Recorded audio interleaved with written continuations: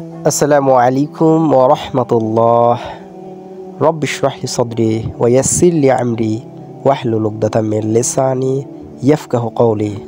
সুপ্রিয় শ্রোতা, আজকে আমি আপনাদের পবিত্র আল কুরআন থেকে মহিলাদের পর্দা সম্পর্কে কিছু তাফসীর আপনাদের সামনে পেশ করব। ওয়া মা তৌফিক ইল্লা বিল্লাহি।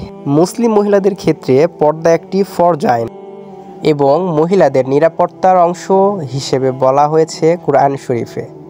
পর্দা সাধারণত দুটি ক্ষেত্রে ব্যবহার করা হয়: মহিলাদের শারীরিক বিচ্ছিন্নতা এবং শরীরের আকৃতি এবং প্রয়োজনীয়তা, যাতে মহিলারা তাদের ত্বক এবং রূপকে গোপন রাখতে পারে। যে মহিলা পর্দা পালন করে তাকে পর্দাশীল বলা যেতে পারে। তবে বাহ্যিক দৃষ্টিতে যে পর্দা করেছে, সে যে খাজ পর্দা করেছে তার কোনো বাধ্যবাধকতা নেই। এখানে এমনও হতে পারে সে বাহ্যিক দৃষ্টিতে পর্দা করেছে, তার ভেতরে কলুষতা রয়েছে। এটা আমরা যদি বুঝতে চাই, তবে তাদের ইমানের ভিত্তি কতটা মজবুত সেই দিকে দৃষ্টিপাত রাখতে হবে, অর্থাৎ তার গায়েবী বিষয়ে খবর রাখতে হবে। এটা আমাদের দ্বারা সম্ভব না, আল্লাহই জানেন তার মনের ব্যাপারটা কি। অর্থাৎ পর্দা বলতে আমরা যে বিষয়টিকে বুঝছি সেটা দুইটি অর্থে আমরা বলতে পারি।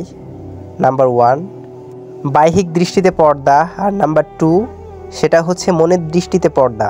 কেউ একজন বুরখা দিয়ে নিজেকে আবৃত করলেও ভেতর থেকে সে কলুষিত থাকতেই পারে, কিন্তু নিজেকে আবৃত করেনি দেখেই যে সে পর্দার বাহিরে, ব্যাপারটা এমন নয়। অবশ্যই সে নিজেকে আবৃত করবে। তবে বর্তমান জামানার ভিত্তিতে এটা জানা যায় যে সকল বুরখার মধ্যেই পবিত্রতা নেই। আল্লাহ আমাদের মা এবং বোনদেরকে পর্দা সম্পর্কে বোঝার তৌফিক দান করুন, আমিন।